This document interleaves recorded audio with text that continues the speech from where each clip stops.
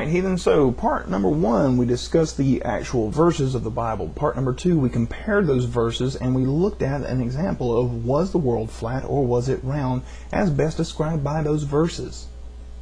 But what does history tell us about these people? What did they actually think?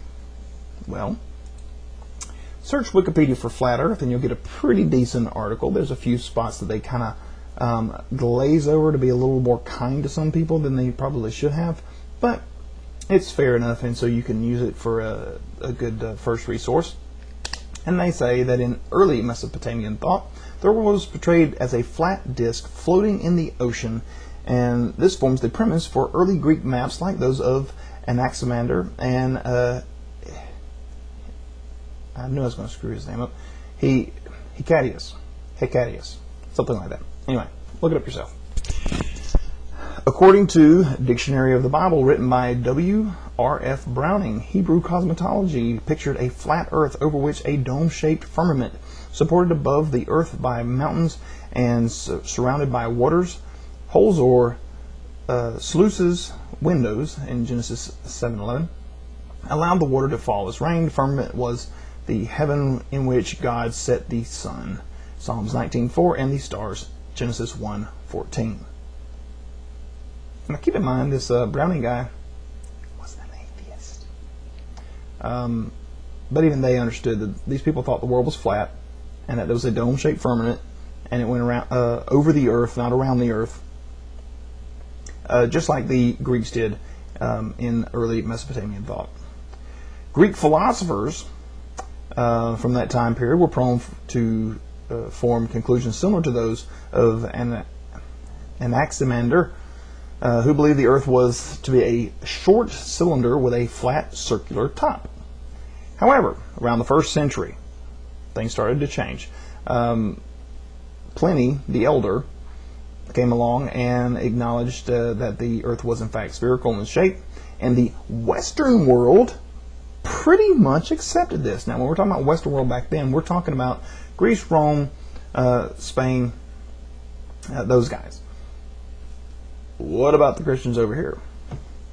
Well, whereas the educated may have supported this idea, the not so educated, not so much. St. Augustine, who lived 354 to 430, argued against assuming people inhabited the antipodes. These are people that live on the bottom half of the earth, because they thought the world was flat and that people wouldn't live on the other side because there's no way for them to stick. They didn't understand gravity yet. Okay? Now, some people try to suggest that he thought that the world was spherical. However, that's been very solidly challenged because we have proof that he, again, didn't think people could live on the bottom half of the earth because he thought it was flat. You had, but he's not alone. You had I thought I had these names down. Lactantius, 245 through 325. These are all CE dates, by the way. After his conversion to Christianity, became a treacherous critic of all pagan philosophy. In Book 3 of the Divine Institution, he ridicules the notion that there could be inhabitants of the antipodes, footsteps higher than their heads, as he put it. St. John Chrysostom from 344 to 408 with his living dates.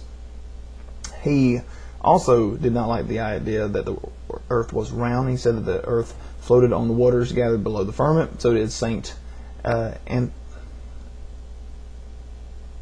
Athanasius, 293 through 373.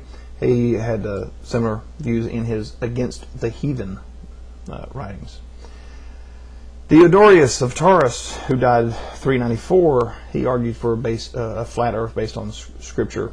You also have the Bishop of Gabala, who died 408, who wrote, "The earth is flat and the sun does not pass under it in the night, but travels throughout the northern parts as if hidden by a wall."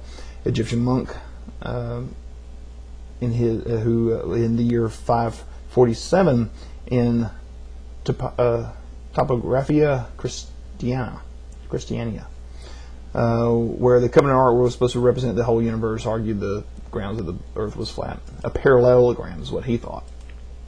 enclosed by 4 oceans. That brings us to the Middle Ages. You got Boethius from 480 to 524, the Bishop Isidore of Seville, 560 to 634, and the monk Bede from 672 to 735. They all supported a round Earth. Now, in this other guy, the Bishop of Salzburg, from 700 to 784, he was persecuted.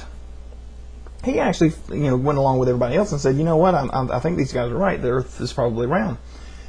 He went along with their idea, and he was persecuted for teaching a, quote, perverse and sinful doctrine against God and his own soul. Pope Zachary decided that, quote, if it shall be clearly established that he professes belief in another world and other people existing beneath the earth, or in another sun and moon there, thou art to hold a council and deprive him of his rank and expel him from the church. This is basically more of an issue about people living on the other hemispheres, not so much about the idea that the world was round or not. But you see this slight change. A lot of people thought Christopher Columbus was the change date in the 1400s.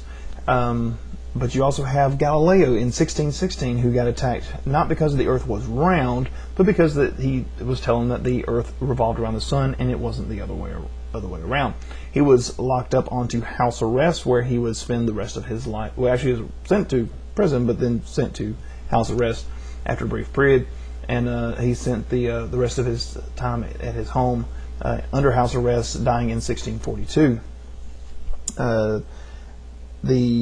It wasn't until 1758 that the general prohibition against heliocentrism was removed, and it wasn't until October the 31st, 1992 that John Paul II expressed regret on how Galileo's affairs were handled and result of the study conducted by.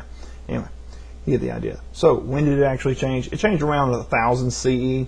About somewhere in that neighborhood, people started figuring out the idea that Christopher Columbus did not know that the world was round is a myth. Which is all based off of a book that came out, and us wonderful little Americans fell right into it. Washington Irving's publication of The Life and Voyages of Christopher Columbus in 1828 is what made us think that that everybody else thought the world was flat and he was the only brave one, which was wrong. But the bottom line is that everyone in this area, back in the time that the Bible was written, thought that the world was flat.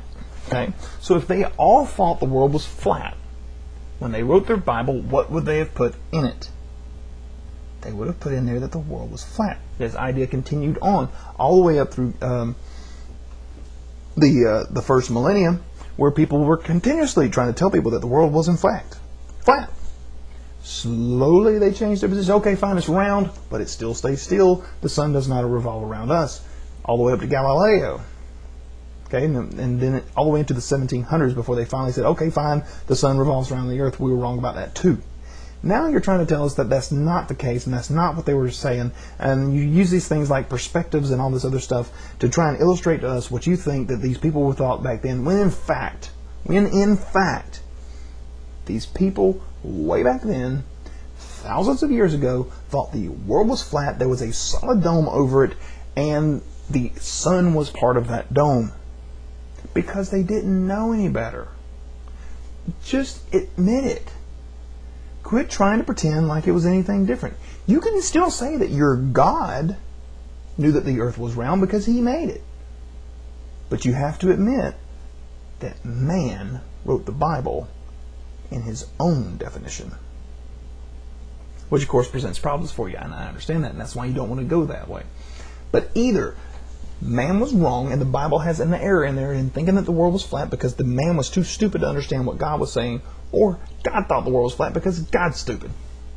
It can only be one of the two. Either there is errors in the Bible because man was stupid, well, uneducated, we'll leave it at that, or God was stupid, and therefore not all-knowing.